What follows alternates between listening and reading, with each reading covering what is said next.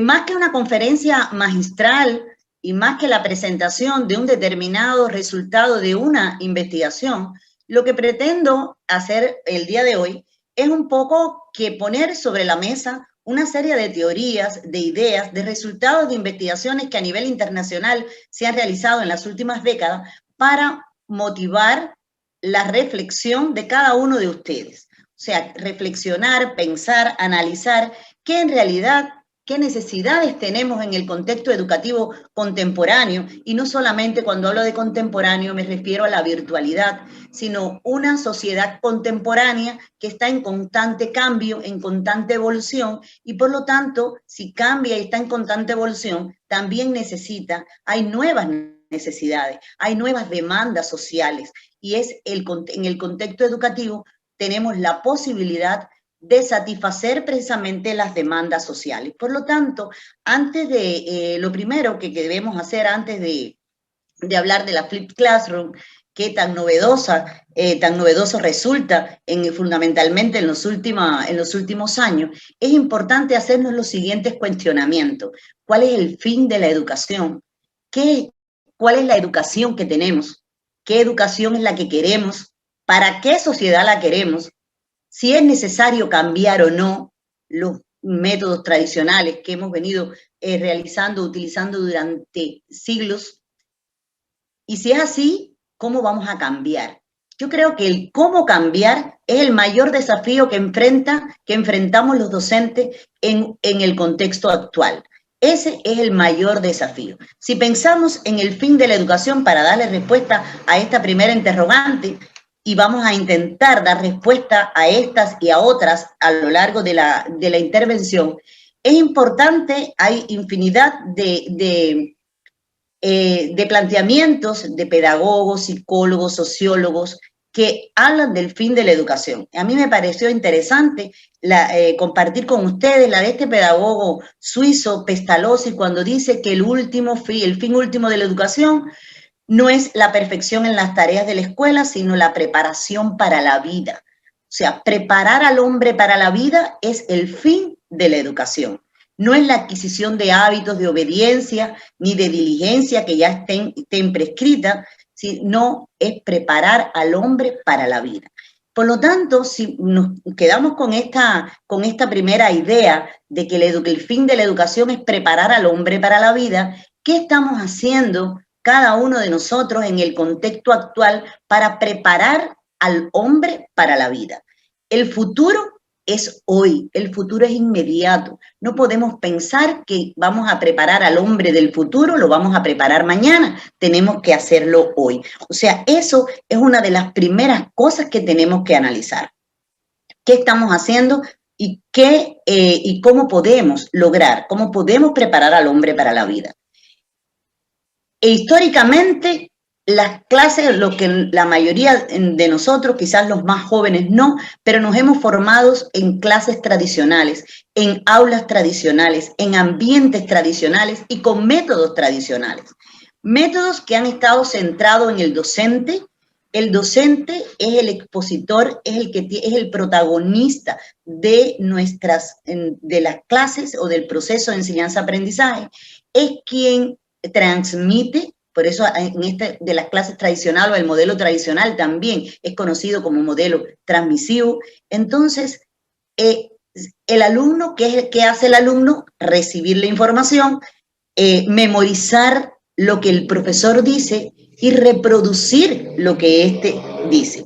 O sea, en eso se ha centrado históricamente la evolución de los métodos en el proceso de enseñanza-aprendizaje y por lo tanto las aulas donde todos deben estar alineados en mesas, pupitres, sillas, pero uno detrás del otro, donde el profesor siempre va a ocupar un lugar privilegiado dentro de ese contexto aula. Generalmente, si existiera alguna plataforma, pues mucho más importante porque sube más. Entonces, esa es la idea que ha prevalecido, no siempre, pero que ha prevalecido a lo largo de la historia. Si analizamos solamente las imágenes las imágenes de las aulas o del contexto de enseñanza en las distintas culturas antiguas, o sea, desde la antigüedad vemos que esto es una constante hasta llegar a las aulas actuales. Si la sociedad cambia, si el desarrollo tecnológico es vertiginoso, si hemos cambiado nuestro modo de vida, han cambiado nuestras formas de construcción en nuestras viviendas, han cambiado los autos, han cambiado la manera de comunicarnos unos con otros, entonces cabría preguntarse, pero ya eso sería para otra conferencia, ¿por qué seguimos aferrados al mismo contexto? ¿Por qué nuestras aulas no difieren de las aulas de la antigüedad? ¿Por qué muchos de los profesores continúan haciendo lo mismo de la misma manera? Entonces, ante esas clases tradicionales se impone la necesidad de cambiar, la necesidad de transformar nuestras aulas y nuestros procesos docentes en algo dinámico, en algo organizado, donde el estudiante sea el protagonista. A esta manera de organizar nuestros espacios áulicos, de la utilización de métodos que muevan, que movilicen, que no cortar la creatividad del estudiante, propiciar la búsqueda de soluciones, etcétera, es a lo que se llama en la literatura actual, en la literatura pedagógica, se conoce como clases activas, métodos activos, metodologías activas, etcétera, etcétera. En estas clases activas, el estudiante es el centro del proceso y el docente se convierte en un facilitador. El profesor facilita el aprendizaje, propicia la resolución de problemas, la búsqueda de soluciones a estos posibles soluciones a estos problemas, y el estudiante se debe sentir motivado para construir y guiar su propio aprendizaje. Esa es la aspiración. Y con estas clases activas y lo que vamos a estar trabajando en el día de hoy, es que se puede lograr el cambio tan necesario, es que se puede lograr preparar al hombre para la vida. No podemos prepararlos para que trabajen en fábricas, para que obedezcan, para que realicen una y otra vez la misma actividad. Debemos prepararlos para pensar, para ser capaces de buscar soluciones, para trabajar en grupo, para hacer equipo, para ser líderes, para innovar. Si eso es lo que necesita nuestra sociedad, ¿cómo vamos a preparar a un estudiante que no satisfaga esas expectativas? Entonces, cuando analizamos también, hemos visto y si revisamos también en la literatura, es constante el análisis de la activación de la enseñanza. Y es importante que para activar el proceso de enseñanza-aprendizaje, si uno busca o comienza nada más en la búsqueda del diccionario, vemos que la activación es acción y efecto de activar. Y a su vez, activar, ¿qué quiere decir? Avivar, excitar, mover, hacer más activo a la persona. Si nos olvidamos de esto, nada que hagamos en nuestras clases puede conllevar a que el estudiante se movilice, a que el estudiante piense. Por lo tanto, un proceso de enseñanza-aprendizaje activo es un proceso dinámico, es un proceso bilateral donde se involucra el estudiante y el docente. Es un proceso armónico, o sea que deben fortalecerse y deben existir buenas relaciones interpersonales. De hecho, las competencias, tener ciertas habilidades o indispensables habilidades comunicativas es una de los requisitos que garantiza una buena clase. Donde el profesor es facilitador del aprendizaje, es guía del proceso y tiene el objetivo fundamental de incentivar, de estimular el pensamiento de los estudiantes, la creatividad, la actitud para la solución de problemas, etc. Solamente así se logra la obtención o el logro de los objetivos propuestos. Eso es un proceso de enseñanza-aprendizaje activo, que generalmente estamos escuchando constantemente y pues hay veces que nos olvidamos. ¿Es nuevo esto de la activación de la enseñanza? No. Independientemente de que les decía hace un momento que históricamente, desde la antigüedad, vemos como los métodos tradicionales han prevalecido, también en la antigüedad, ya desde Sócrates planteaba con su método que actualmente se conoce como el método socrático, planteaba, utilizaba este método para activar al estudiante. Entonces, no es privativo, la activación de la enseñanza no es, no es algo privativo de la actualidad, no es algo contemporáneo y muchísimo menos es algo relacionado con la virtualidad o con la necesidad de activar el proceso en este momento, en esta etapa que estamos de modalidad virtual por la pandemia. O sea, la activación es algo necesario y es algo que desde Sócrates y de Sócrates para acá, muchísimos pedagogos se han dado cuenta y lo han expresado. ¿Qué se necesita para activar el proceso de enseñanza-aprendizaje? ¿Qué necesitamos nosotros como docentes? En primer lugar, para activar el proceso se necesita, y yo creo que eso es una de las cosas fundamentales, reconocer la necesidad que tenemos de cambiar. Si no reconocemos la necesidad que tenemos de cambiar, la necesidad que tenemos de transformar nuestro contexto educativo, de transformar la educación, es imposible que hagamos lo que hagamos, es imposible lograr un cambio. Necesitamos reconocer, estar conscientes de que debemos cambiar. Y eso en la literatura también pues se busca y se expresa ampliamente. Pero además en las investigaciones, las diferentes investigaciones realizadas, los docentes, la mayoría reconoce que es importante hacerlo, pero no sabe cómo hacerlo. Deben estar motivados para cambiar, para lograr cambios. Se deben utilizar métodos activos y técnicas participativas, y está destacado allí porque precisamente relacionado con los métodos, vamos a estar hablando seguidamente, se deben crear ambientes dinámicos, ambientes flexibles que le permita tanto al estudiante como al docente la movilidad. Ahora estamos, limitados por la virtualidad, pero también se pueden lograr ambientes dinámicos y flexibles en la virtualidad. También se puede lograr la interacción, se puede lograr la comunicación.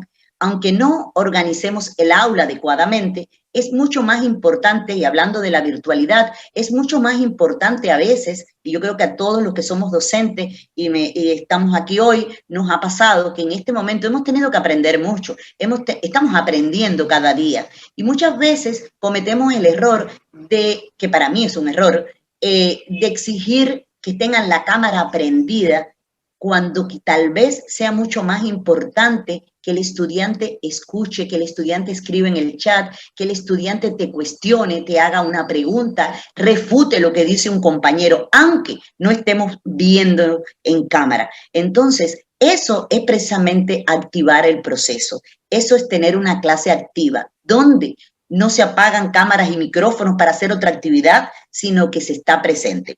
En la presencialidad es mucho más fácil porque tenemos contacto visual, porque nos podemos mover fácilmente por el aula y eso es lo que hay que hacer. El docente no es el único que se moviliza, se deben movilizar todos los estudiantes. Y teniendo en cuenta la edad también es importante, porque hay veces, me imagino que ustedes también tengan experiencias como esta, que a los niños, pues quizás pueden ser a sus alumnos, pueden ser a sus hijos, pueden ser a sus vecinos, pero que a los niños de 7, 8 años un poco que se les obliga, y voy a pensar que quizás no sea obligado, pero se los insta a que estén sentados delante de una computadora 4 horas. Pero en la presencialidad se pide a esos chicos de 7, 8 años, pero pudiera ser de cualquier edad o esto de cualquier edad, que estén sentados, mirando al profesor, atendiendo, realizando las actividades, que no converse. Y yo creo que la conversación, también en un intercambio que tuve en una oportunidad con un grupo de estudiantes, y les preguntaba cuál era el requerimiento que más le habían hecho a sus padres cuando ellos estaban en la etapa de escuela. Y me decían que coincidieron la mayoría en que era que conversaban mucho. Entonces, estamos matando la creatividad, estamos matando la comunicación, estamos matando el intercambio. ¿cómo pensamos que donde hay un aula, donde hay 30 estudiantes, sea una indisciplina conversar? Sea una indisciplina conversar. Entonces, yo les pido que reflexionen sobre eso. ¿Qué tipo de conversación tienen? Tienen que interactuar. Somos seres sociales. Tenemos que relacionarnos con los demás. Y si tenemos que estar 8 horas, 4 horas, 3 horas sentados unos al lado de los otros, o sencillamente estar aquí en la virtualidad, ellos chatean en la virtualidad, ellos en la presencialidad, bueno, pues se pasan notas, y sencillamente hablan. Entonces, todas estas situaciones hay que utilizarla en la situación para activar el proceso. Hay que utilizarla en beneficio nuestro. Otro de los aspectos importantes es que hay que contextualizar el contenido. Mis expositores, uno de los expositores anteriores hablaba de la necesidad que tenía, que para qué nos sirve. Al hacernos la pregunta, ¿para qué le sirve al estudiante lo que yo estoy enseñando? Y no se trata de enseñar, por ejemplo, algún logaritmo matemático y decirle, bueno, pues si usted va a ser arquitecto, usted va a construir un puente el día de mañana. No hay que verlo tan lejos, hay que contextualizarlo en su vida, en sus necesidades, en su problemática, en las problemáticas de la sociedad, en la situación en que ellos están viviendo. Todo contenido que se contextualice y el estudiante sepa que les va a servir para algo, se garantiza muchísimo más su participación. Otra de las cosas que se necesitan para poder activar la enseñanza es asumir el cambio de roles. O sea, hay que reconocer las necesidades de cambios que hablábamos al inicio y hay que asumir que el cambio de roles es necesario. Ya el docente deja de ser el protagonista del proceso y el protagonismo pasa a ser del estudiante. Es el profesor el que orienta, el que guía el camino del estudiante, pero es el estudiante el que debe tener la responsabilidad para lograr el cambio. Ante este cambio de roles, una de la desconfianza mayor o de las dudas que mayormente presentan o plantean los docentes en este cambio de roles es que hacen referencia a que sus estudiantes no creen que sus estudiantes sean capaces de conducir su aprendizaje, de llevar a cabo sus problemáticas, sus ritmos, que no son capaces. Y créanme que es sumamente difícil, es verdad que es difícil, es una tarea ardua, pero es una tarea que con constancia lo podemos hacer. Si lo hace un docente en una escuela, en una institución, si un grupo de estudiantes tienen 5 maestros y solamente uno lo hace, bueno, pues el cambio, por supuesto, no se va a ver. Pero si todos colaboramos, si todos tratamos de que el estudiante sea cada día más responsable, que sea más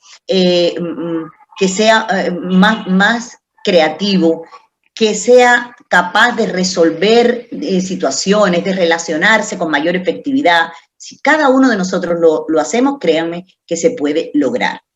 Y lo último que se necesita, y no por último, menos importante, pero creo que es lo más actual, es la incorporación de la tecnología.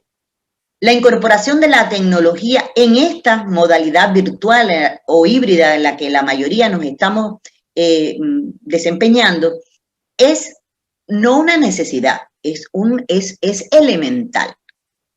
Pero la incorporación de la tecnología está presente desde su surgimiento, o sea, desde que empezaron aquellas famosas nuevas tecnologías, las nuevas TICs, pues fue necesario irla incorporando. Lo que ha ocurrido es que la incorporación de la tecnología a la modalidad presencial fue más moderada, fue selectiva, fue una opción. Y en la modalidad virtual, la incorporación de la tecnología no fue una acción, o sea, fue una necesidad, fue una obligación. Sin la tecnología, pues en esta modalidad virtual, todo el proceso se hubiera dificultado muchísimo más. Entonces, hemos estado hablando, dirán, bueno, pues cuando comenzará a hablar de la clase invertida, ¿verdad? Bueno, pero es que es necesario para comprender la esencia del aula invertida, es necesario saber, primero, comprender las necesidades que tenemos de cambiar. y los métodos activos. En la literatura, en toda la literatura, nos podemos encontrar indistintamente, yo creo que eso es una de las incoherencias, ¿no?, de la teoría pedagógica, es que aparecen indistintamente los términos métodos, metodologías, enfoques, tendencias, modelos, paradigmas, corrientes, para referirnos a un mismo proceso, para referirnos a un mismo hecho. Por lo tanto, vemos, por ejemplo, que cuando hablamos de activación de la enseñanza, unas veces se habla de activación de la enseñanza y otras veces de métodos de activación del aprendizaje, cuando lo correcto es pensar que hay que activar el proceso de enseñanza-aprendizaje. No podemos pensar en activar el aprendizaje sin activar la enseñanza y mucho menos pensar que vamos a dar clases activas si no activamos el aprendizaje. Eso por una parte. Por otra parte, cuando hablamos de métodos o hablamos de activación, generalmente, la mayoría de las veces se habla de métodos activos y metodologías activas. En una menor medida se hablan de enfoques activos, se hablan de tendencias activas y se hablan de modelos activos. Independientemente del uso variado de la terminología, lo importante no es analizar definiciones, sino conceptualizar cada una de estas. El método es la vía para obtener algo, es el camino, es el medio para llegar al objetivo. Y las metodologías o una metodología es ese conjunto de procedimientos y técnicas también de una manera organizada y lógica y coherente que concretan o materializan el método. Por lo tanto, para los efectos de esta intervención, vamos a utilizar el término de metodologías activas. ¿Por qué metodologías y no métodos? Porque en las metodologías concretan ese conjunto de procedimientos, conjunto de acciones organizadas por el profesor, planificadas por el profesor para facilitar el aprendizaje activo de los estudiantes. O sea, no solamente vamos a hablar de un método. Y hablando de método, voy a aprovechar también para acotar algo que resulta interesante y en las distintas investigaciones generalmente se concreta el método expositivo como un método puramente tradicional. El método expositivo es uno de los métodos universales que existen y este método universal, que es el método expositivo, es el que ha caracterizado ha caracterizado el modelo tradicional de enseñanza. Pero este método expositivo también podemos activarlo. ¿Cómo podemos activar el método expositivo? Haciendo que nuestros estudiantes solamente con que interioricen, con que comprendan y participen en algún otro momento, que sean capaces de aplicar lo que hacemos en un contexto real, ya así solamente estamos activando el método expositivo, que también se siguen utilizando estas clases. Con esto les quiero decir que cuando vayamos a planificar, los que somos docentes, a planificar nuestras clases y pensemos que vamos a utilizar el método expositivo, pues no necesariamente utilizando el método expositivo podemos activar la enseñanza con el método expositivo. Bueno, estas metodologías activas en su conjunto, este conjunto de procedimientos, de acciones, de actividades organizadas, planificadas por el docente, tienen innumerables ventajas. La primera es que facilita el aprendizaje de los estudiantes. Al ser más activos, como vamos a ver más adelante, pues facilita el aprendizaje. Que deben considerar o consideran al estudiante como protagonista de su aprendizaje. Ya no es el docente como veíamos anteriormente.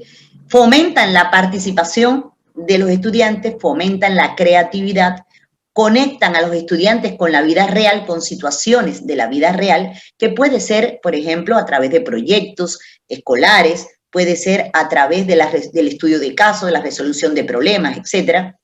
Y otro de los aspectos importantes, que pudiéramos enumerar muchísimos, pero otro de los aspectos importantes es que propician la aplicación práctica de sus conocimientos.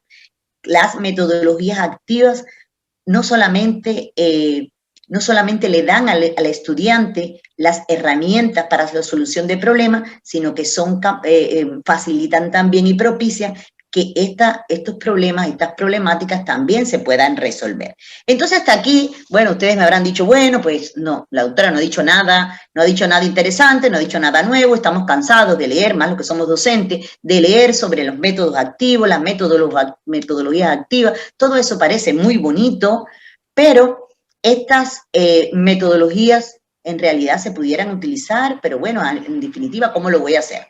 Bueno, antes de pasar al aula invertida, que es una de las metodologías activas contemporáneas, hay algunos, cada día constantemente se están renovando las metodologías, pero las más utilizadas en el contexto educativo son el aprendizaje basado en proyectos, el aprendizaje cooperativo, que tan importante resulta, el aprendizaje basado en problemas, el aprendizaje de diseño, el aprendizaje basado en el pensamiento, basado en competencias, y la flipped classroom o aula invertida.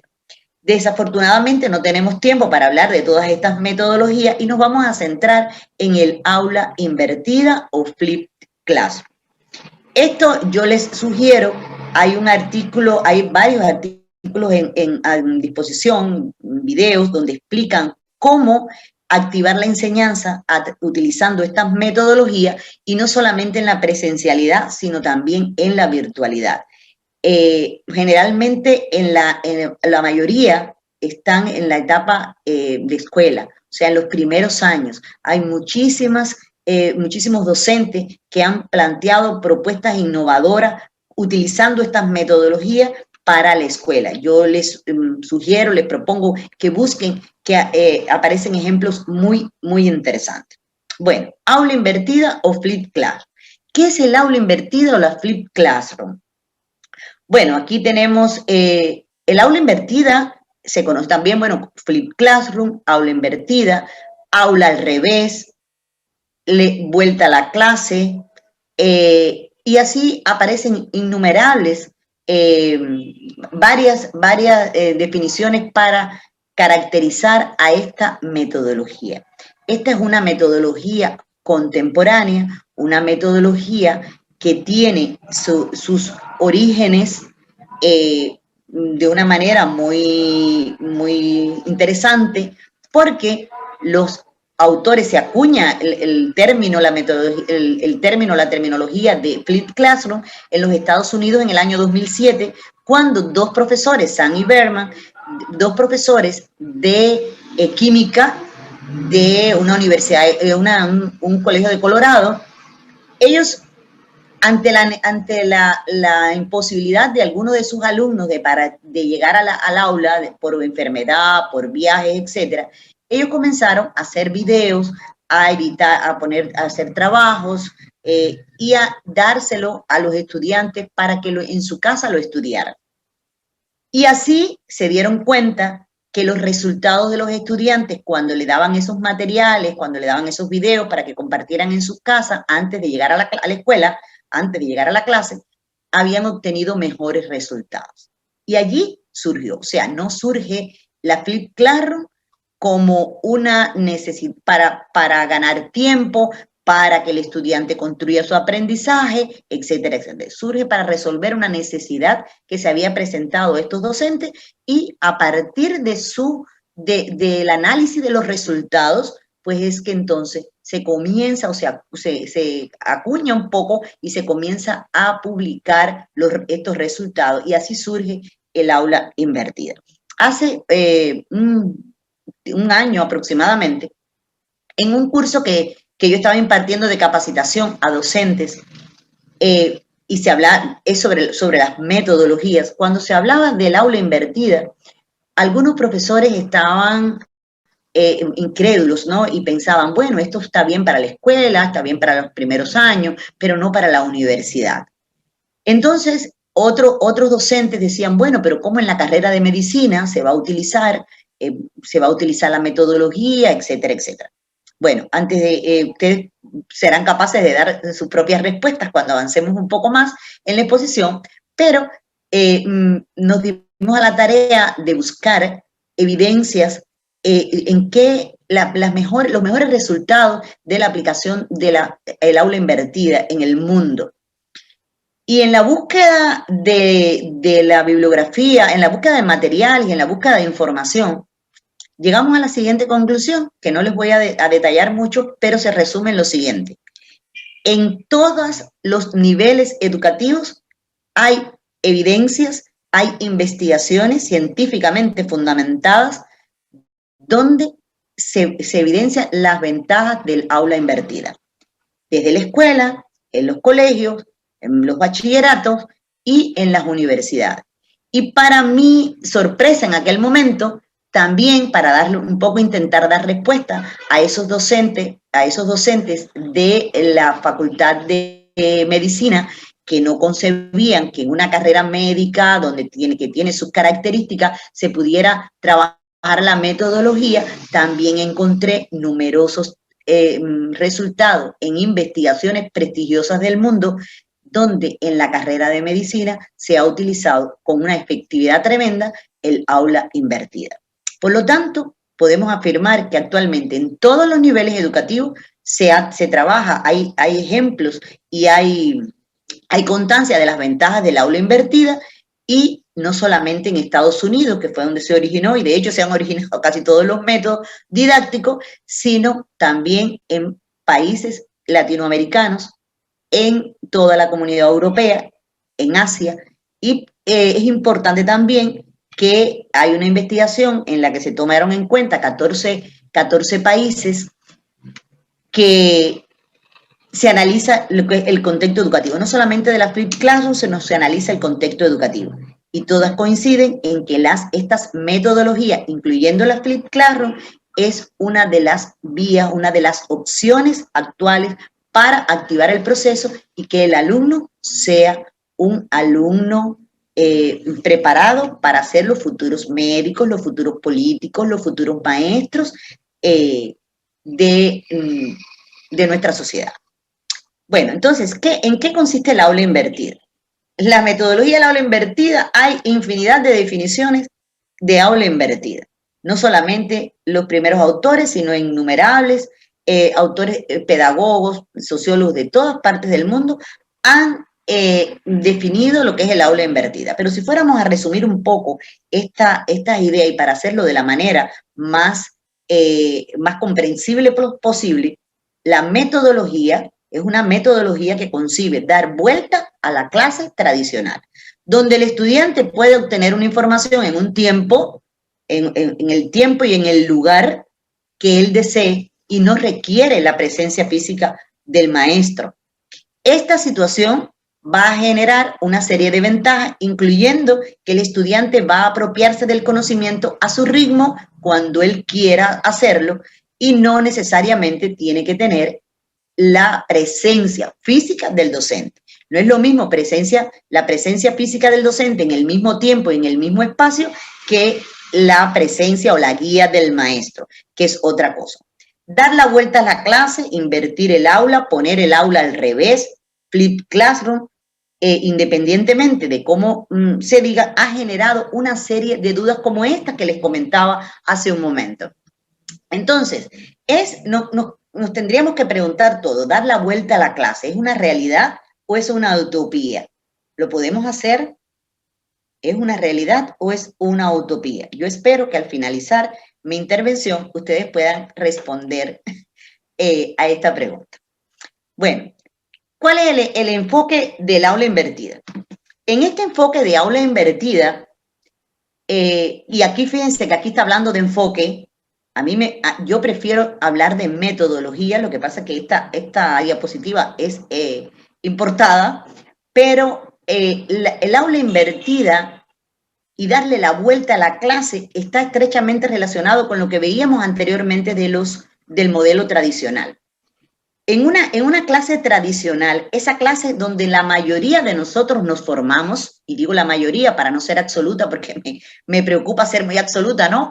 Pero donde la mayoría de nosotros nos formamos, y lo más triste, donde la mayoría de nosotros sigue haciéndolo, es durante la clase, llega la clase, el maestro, llegan los maestros y estudiantes, el docente imparte el conocimiento, transmite, informa, orienta, el docente, el alumno aprende lo que el maestro le está diciendo, el conocimiento que está recibiendo. Eso ocurre durante la clase. Se termina la clase, que puede ser de 45 minutos, 50, 2 horas, el tiempo que sea. El profesor planifica su clase para ese tiempo de clase, ese tiempo que va a estar con el estudiante. En la modalidad presencial, pues va a estar en un contexto áulico, y en la modalidad virtual, pues va a estar mediado por la computadora. Pero vamos a estar en el mismo tiempo, aunque no estemos en el mismo espacio. Vamos a estar todos juntos y ahí el profesor planifica su actividad, desarrolla su actividad, siempre dando a conocer la nueva información, el nuevo conocimiento, las nuevas actividades, guiando al estudiante para la realización de las actividades de clase, y al finalizar, el docente, algo que aterra a estudiantes y aterra también a los padres de familia, fundamentalmente de los más pequeños, le orienta la tarea, el deber, o como se llame en los distintos lugares. Pero esa actividad para que el estudiante haga en casa, donde el estudiante tiene que analizar lo que estudió en clase y realizar una determinada tarea. Esa es la estructura de una clase tradicional, una clase a la que estamos todos acostumbrados. Así nos hemos adaptado a eso, es muy cómodo, relativamente cómodo. ¿Dónde está la mayor dificultad en este momento? Que el estudiante, como consecuencia, para la realización de tareas, muchas veces el estudiante tiene dudas. Los padres tienen que buscar ayuda externas para que ayuden a sus hijos, acompañen a sus hijos en la realización de las tareas si ellos no pueden hacerlo. Es donde se comienza el intercambio, la colaboración de padres con los maestros, los alumnos con el maestro porque no han comprendido algo, porque tienen una duda, etcétera, etcétera. Eso históricamente es lo que ha prevalecido. ¿Qué es lo que propone esta modalidad de aula invertida? ¿Y en qué consiste darle la vuelta a la clase? Bueno, darle la vuelta a la clase consiste sencillamente en mover un poco los tiempos de clase, los momentos de clase. Y en el aula invertida ya no es durante la clase y después de la clase, sino hay un antes de la clase y un durante la clase.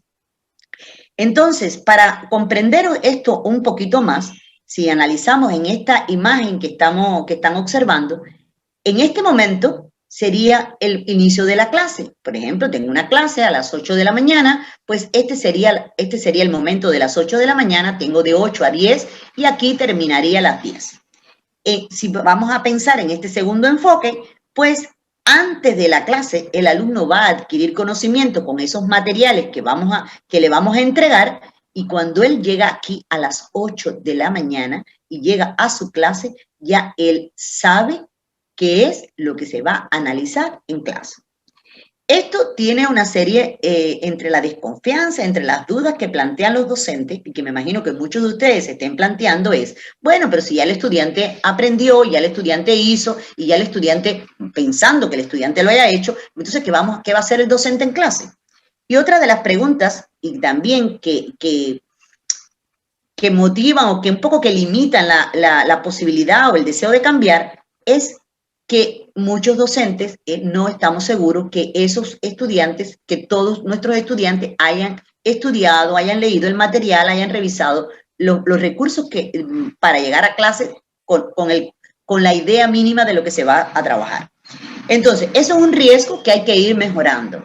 Y hay una serie de estrategias que podemos utilizar nosotros con nuestros métodos y nuestra forma para un poco que comprobar si el alumno lo ha hecho o no, y también, por supuesto, trazar vías para lograr que esos estudiantes, que generalmente no lo hacen, pero lo logren hacer. Poco a poco se logra. Por lo tanto, voy a aprovechar, no vaya a ser que se me vaya a olvidar más adelante, yo siempre recomiendo que cuando se va a utilizar el aula invertida, el aula invertida no es para una clase, el aula invertida no es para un tema.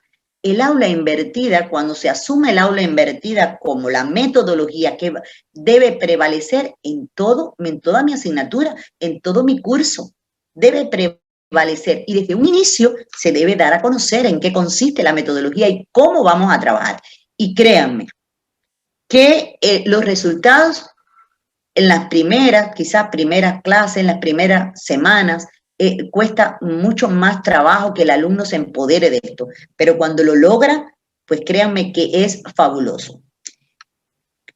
Los momentos de la clase, por tanto, de la clase invertida son 3. Antes de la clase es un primer momento y es uno de los más importantes, durante la clase y después de la clase. ¿Qué vamos a hacer o qué debemos hacer tanto alumnos como docentes en estos 3 momentos? En el momento antes de la clase, los estudiantes van a estudiar, van a preparar las actividades. ¿Qué van a estudiar y qué van a preparar? ¿Y qué actividades van a realizar? Pues antes de la clase, el docente debe darle al estudiante los materiales que quiere que revise. Por supuesto, vamos a pensar, los materiales deben estar acordes con la edad del estudiante, con la asignatura, con el contexto, con lo que se quiera lograr.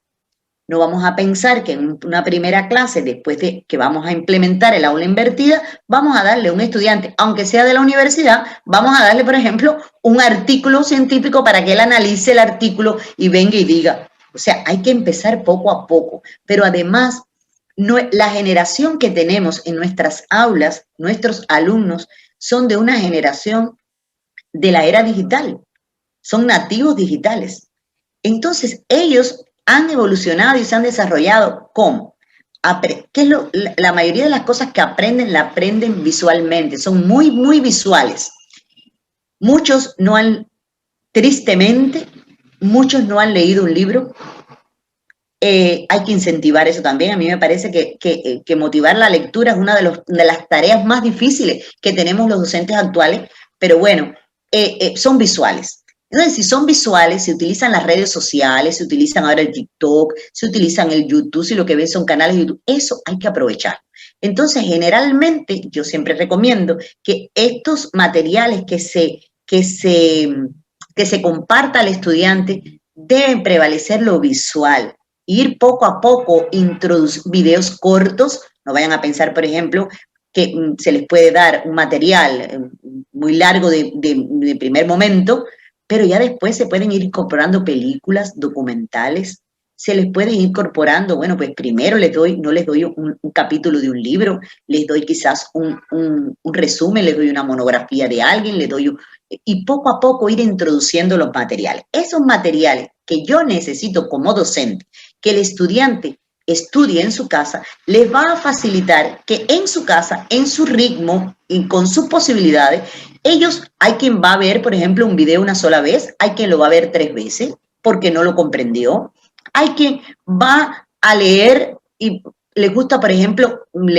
estudiar acostados en su cama, hay otros que les gusta estudiar escuchando música, hay otros que estudian mejor por la noche y otros que prefieren levantarse en la madrugada para hacer una actividad. Entonces, esta metodología ofrece la oportunidad que antes de la clase el estudiante revise todo el material y tenga al menos los conocimientos mínimos indispensables para llegar a la clase.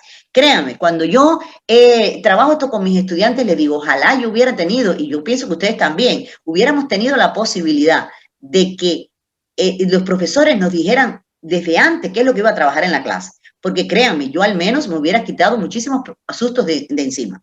No me hubiera asustado tanto como me asustaron cuando me veía el profesor explicando y no entendía algo y tenía miedo que me preguntara y yo no supiera responder. Si me hubiera dado el material antes, créanme que hubiera sido mucho más fácil llegar a la clase. En mi experiencia les puedo decir que los estudiantes, muchas veces llegan los estudiantes a comprender tanto y a empoderarse tanto de esta metodología que ellos llegan y yo solamente les digo que vamos a estudiar hoy, ellos saben que vamos a estudiar, son capaces de elaborar su objetivo, saber qué es lo importante, etcétera, de proponer cómo quieren que se haga, cómo quieren que se realice, etcétera. Entonces, ese es el momento antes de la clase. Durante la clase, bueno, pues ya llegó el momento, llegaron las 8 de la mañana, vamos a llegar a nuestras clases y ya los estudiantes, si no todos, la mayoría, y tenemos que trabajar en eso, los estudiantes saben cuál es el tema y saben de qué se trata.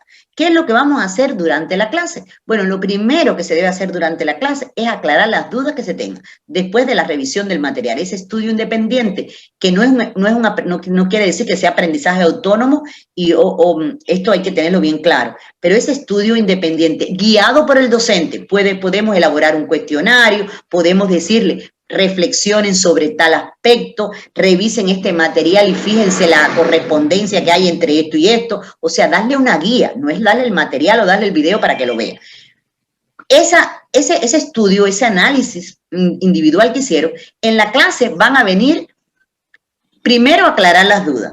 Después que aclaren las dudas, se van a realizar las actividades y tareas planificadas previamente por el profesor, donde el estudiante, donde va a prevalecer la participación, la colaboración, como vamos a ver más adelante. Y cuando culmina la clase, 10 de la mañana, culminó la clase, los estudiantes no les debe haber quedado duda del tema, y deben ser capaces de evaluarse ellos lo que han aprendido, cómo lo han aprendido y ser capaces de aplicarlo.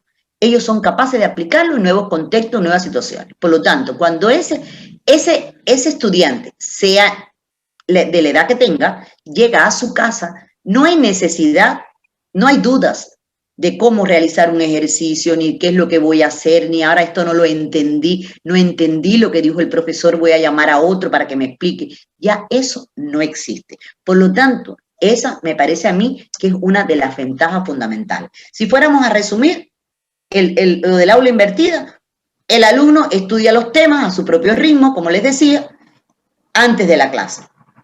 Estudia todos los materiales, revisa los materiales y durante la clase va a compartir la información de manera colaborativa. Y me centro en el trabajo colaborativo porque el trabajo colaborativo es fundamental para activar la enseñanza. Estos métodos que propician la colaboración van a propiciar también a que el estudiante intercambie, se relacione, sea líder, respete las diferencias, aprenda a escuchar, que muchas veces no lo hacemos, no solamente aprenda a informar, sino también a escuchar.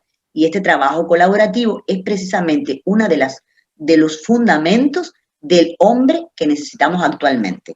No podemos pensar, hay también dudas, hay alumnos que no les gusta, que les gusta trabajar solo. Bueno, pues hagámonos demos la siguiente respuesta. Usted, cuando usted termine, usted se gradúe, usted vaya a trabajar, usted va a trabajar solo. Usted no se va a rodear de compañeros, usted no tiene que relacionarse con los demás, no tiene que hacer proyectos en común. Entonces, si no los preparamos desde la escuela, desde el contexto educativo, no los preparamos para eso, ¿cómo vamos a pensar que van a llegar a una empresa y van a ser líderes o van a trabajar cooperativamente? Eso es una de las cosas fundamentales. De la clase invertida, hay 4 pilares fundamentales de la clase invertida que un poco que se está resumiendo. Que resumimos o que hemos estado trabajando ya. Cultura del aprendizaje, ambientes flexibles, contenido intencional, un docente profesional y comprometido y que sea un verdadero gestor del proceso y no transmisor. Se cumplen en la clase invertida la fase del ciclo de aprendizaje, desde el conocimiento, no solamente el conocimiento, sino también la comprensión de este contenido. Son capaces de aplicar el contenido, se analiza, se sintetiza, se concreta y, por último, se evalúa. Y no solamente se evalúa el resultado, sino que también se evalúa el proceso. Hay requisitos previos para la implementación del aula invertida. Primero es poseer información. Tanto el alumno como el maestro debe estar informado de en qué consiste la clase invertida, cómo es que se va a trabajar, qué métodos se van a utilizar y cómo van a ser nuestras clases. Yo sugiero que generalmente cuando se vaya a implementar el aula invertida, que sugiero que sea para todo un periodo o en una asignatura, no solamente en una clase, porque no les da tiempo ni siquiera familiarizarse con la metodología, que se le dé toda la información necesaria al estudiante. Deben estar motivados para saber que van a hacer algo distinto, que vamos a cambiar las cosas, que vamos a darle la vuelta al revés a la clase.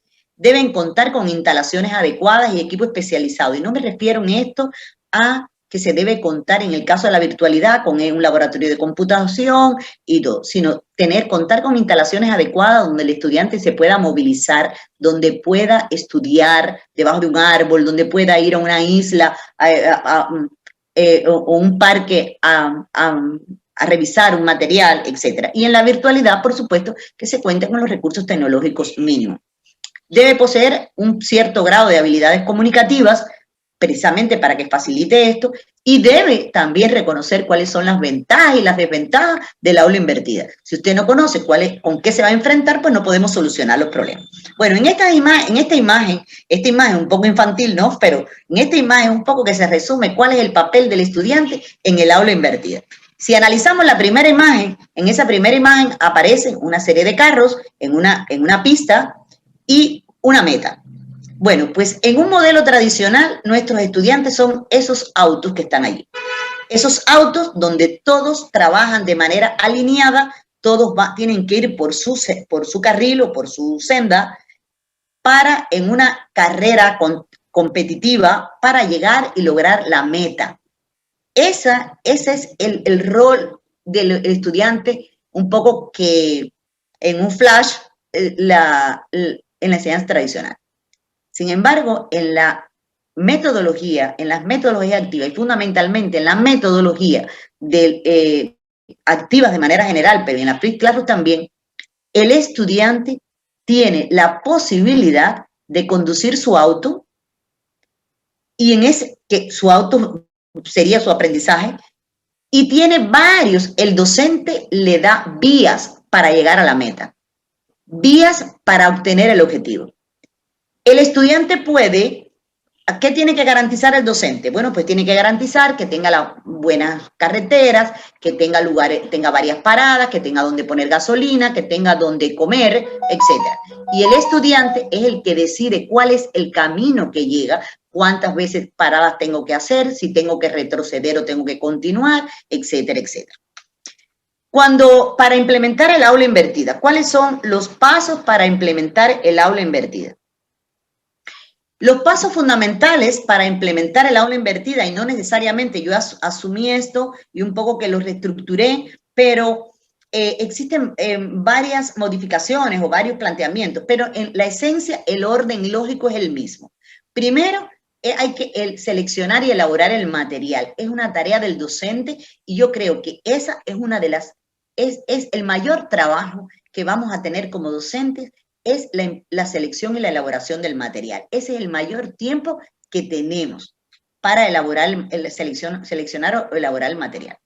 Y fíjense que pongo elaborar el material porque muchas veces tenemos la duda de que es mucho más fácil seleccionar y hay videos fantásticos que nos pueden resolver. Pero si no tenemos uno que se adapte a nuestras necesidades, nosotros podemos también elaborar nuestros propios videos y compartirlo con el estudiante. Yo les comparto con ustedes también una experiencia, también en otro curso, hablando de esto, un curso de capacitación, y había una profesora que decía cuando comenzaba la virtualidad, que bueno, que todos estábamos, que no sabíamos ni cómo nos íbamos a enfrentar, la docente me decía, no, yo lo que voy a hacer es que yo voy a poner una pizarra detrás de mi pantalla, yo voy a poner una pizarra, de hecho la tiene todavía, voy a poner una pizarra y yo voy a poner a grabar mi clase en Zoom y yo voy a explicarle a los estudiantes, ¿no? X ejercicio. Entonces a mí me pareció una oportunidad fantástica para demostrar lo siguiente. Usted no tiene que aprovechar mi tiempo sincrónico para poner una pizarra y explicar. Usted haga en otro momento, ponga a grabar su sesión, ponga a grabar su pizarra, explique el ejercicio y ese video compártase a los estudiantes antes de la clase. Usted le comparte esa explicación que usted ha dado en su pizarra, usted explica, se graba y ese material le comparte al estudiante. Entonces, algo tan sencillo como eso, pues es que necesitamos comprender que hay que aprovechar el tiempo que tenemos con el estudiante para aclararle las dudas, para hacer los ejercicios, para que trabajen colaborativamente, para poderlos ayudar a resolver las tareas. Para eso es que el estudiante necesita al docente. Para leerse las cosas, para estudiarse, no es necesario. Debemos elegir en segundo momento, la elección del medio, la plataforma por la que vamos a hacer llegar la información. Y ojo, no se requiere, y es un mito que el aula invertida sea puramente para la virtualidad. No se necesita una plataforma, en la virtualidad, no, en la presencialidad no necesariamente se necesita un medio, una plataforma. Se pueden imprimir un documento y hacérselo llegar, etcétera. Incluso en la modalidad híbrida también. Elaboración de tareas, otra de las tareas fundamentales, una de las acciones fundamentales es la elaboración de tareas para conocer el grado de asimilación del conocimiento de los estudiantes. ¿Qué quiere decir elaboración de tareas? No quiere decir ponerle un cuestionario y estúdiate esto antes de la clase, responde este cuestionario y te lo voy a evaluar. Esa evaluación no puede ser cuantitativa antes de la clase. Usted tiene que esperar a aclarar las dudas. Entonces, pero lo que sí puede hacer es darle una guía para que el estudiante sepa qué es lo que va a buscar, qué es lo que tiene que observar, qué es lo que tiene que reflexionar. Y por último, debe planificar todas las actividades que se van a desarrollar en el momento de la clase, sea presencial o virtual, sea lo sincrónico o sea en la clase, las actividades que se van a realizar para que los estudiantes participen, colaboren, resuelvan problemas, etcétera. Y por supuesto, profundicen el contenido. Con estos pasos, si analizamos estos pasos, que más trabajo nos va a llevar a los docentes es la selección y elaboración del material. Hay también quizás algunos padres que están aquí conectados y puedan pensar, bueno, entonces, ¿qué queda para el maestro? ¿El maestro no va a dar clases? No. El maestro tiene una tarea doble y es seleccionar adecuadamente el material que les va a ofrecer a sus estudiantes y tiene la tarea de resolver en clase todas las dudas que el alumno tiene.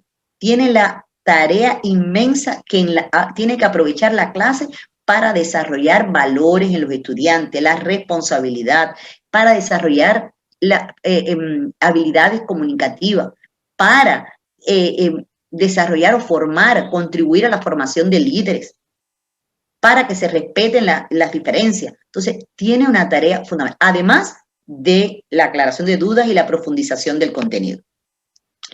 ¿Cuáles son las ventajas fundamentales del aula invertida? Bueno, yo he tratado de sintetizar un poco las ventajas que por mi experiencia y por experiencia de otros investigadores he tratado de sintetizarlas un poco, pero son también innumerables.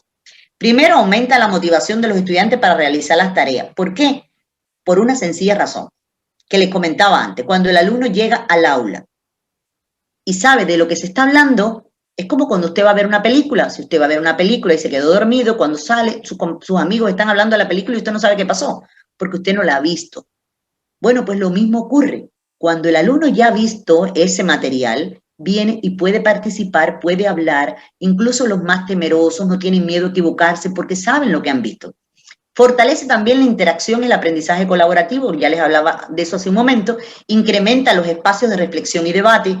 Me parece que el debate y la reflexión es lo más importante que debemos hacer en nuestras clases, no solamente con la Flipped Classroom, sino en cualquier metodología activa. Desarrolla la creatividad, facilita la indagación, facilita la búsqueda de soluciones, propicia la construcción de conocimiento. Es muy difícil propiciar o que el alumno sepa que tiene que construir su conocimiento, pero con la guía del maestro se puede.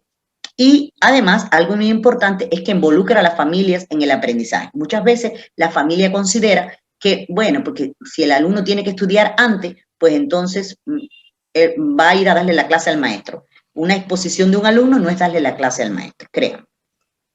¿Cuál es la desventaja? Bueno, desventajas también pudieran otros decir muchísimas ventajas, pero las desventajas que pudiéramos están relacionadas con dos cosas fundamentales a mi criterio. Primero es la reticencia, o sea, esa desconfianza que existe y el miedo al cambio. Bueno, porque si siempre lo hemos hecho así, si así hemos aprendido siempre, si así hemos enseñado siempre, ¿por qué es necesario cambiar? O sea, ese miedo y esa desconfianza a dar el salto es negarse a abandonar la zona de confort. Y nos negamos a abandonar la zona de confort tanto estudiante como docente. Estamos acostumbrados como estudiantes a llegar al aula, que el profesor llegue, ponga el tema, diga cuál es el objetivo, bueno, en la clase de hoy vamos a hacer esto y esto y esto y esto, y entonces explica el contenido y orienta las tareas. Estamos acostumbrados a eso, a sentarnos pasivamente a escuchar. Y por otra parte, el docente también está acostumbrado a hacer eso. Salir de nuestra zona de confort es lo único que nos va a garantizar el éxito. Hay que atreverse. Bueno, ¿y qué pasa con el aula invertida en la modalidad? Y ya no se preocupen que ya se me está acabando el tiempo, ya estoy terminando. ¿Qué pasa con la modalidad invertida en el aula virtual? ¿Es posible o no es posible? Créanme que es posible. Les comparto un link de un profesor que tiene muy buenos materiales sobre aula invertida y él tiene un artículo que se llama 40 herramientas para el aula invertida. Les dejo el link allí, López Moreno, y agrupa estas herramientas tecnológicas en 6 grupos fundamentales. Trabajo colaborativo, herramientas para almacenamiento en la nube, para realizar presentaciones, de creación y almacenamiento de video, para la creación de blog y para la creación de foros. Yo les va a quedar también en la conferencia, les comparto el link para que puedan visualizarlo. Por lo tanto, concluimos que el aula invertida es una metodología contemporánea que fomenta el aprendizaje individual del alumno fuera del aula, favoreciendo que sea un aprendizaje activo y a través de actividades interactivas que lo hacen mucho mejor. Y es importante entonces pensar en esta reflexión de Albert Einstein, que tiene fantásticas reflexiones, pero me parece que viene perfecto con lo que estamos hablando ahora. Si reconocemos la necesidad de cambio, si buscamos resultados diferentes, no podemos seguir haciendo lo mismo. Tenemos que hacer diferente. Créanme que si cada uno de nosotros intenta o logra salir de nuestra zona de confort y lograr el cambio, valdrá la pena. Muchas gracias.